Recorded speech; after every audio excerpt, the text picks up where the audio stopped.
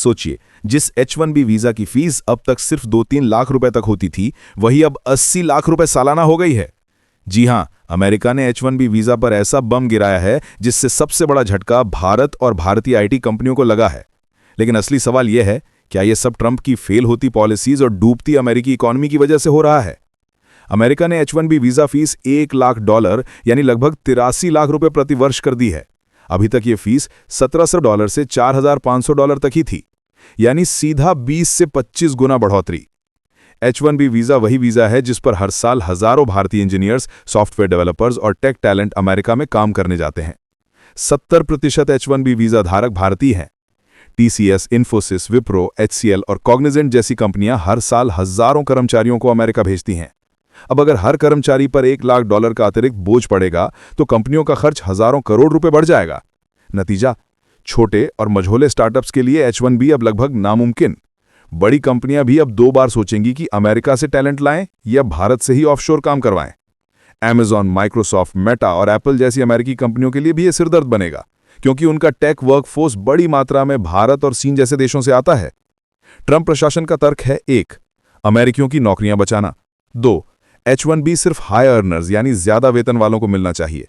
3. सस्ते विदेशी मजदूरों से अमेरिकी नागरिकों की जॉब्स खतरे में हैं। लेकिन असलियत कुछ और भी है।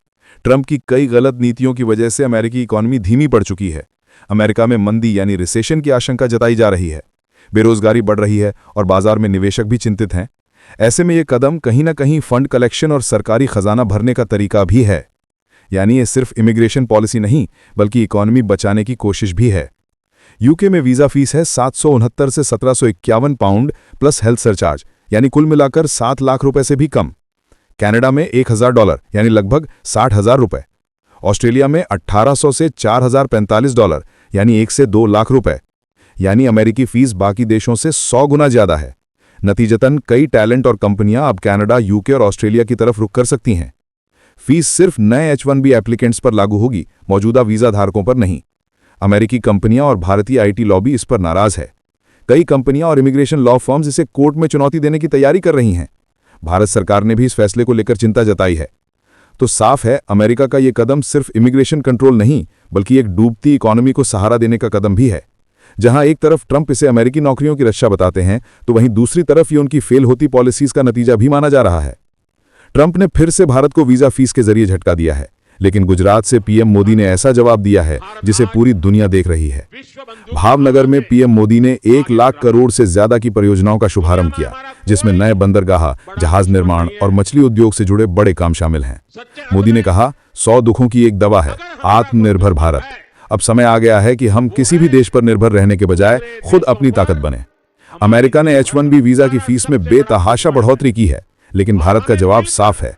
मेड इन इंडिया को मजबूत बनाकर ट्रंप की पॉलिसीज को करारा जवाब देंगे। मोदी ने कहा, कांग्रेस सरकारों ने देश को इंपोर्ट पर निर्भर बना दिया, लेकिन आज भारत एक्सपोर्ट पावर बनने की राह पर है। त्योहारों में मोदी ने जनता से अपील की, सिर्फ स्वदेशी सामान खरीदो और आत्मनिर्भर भारत की ताकत बढ़ाओ। साफ है, ट्रंप की वीजा फी पॉलिसी का असली जवाब भारत की एकजुटता और आत्मनिर्भरता ही है। यही है नए भारत का असली दमखम।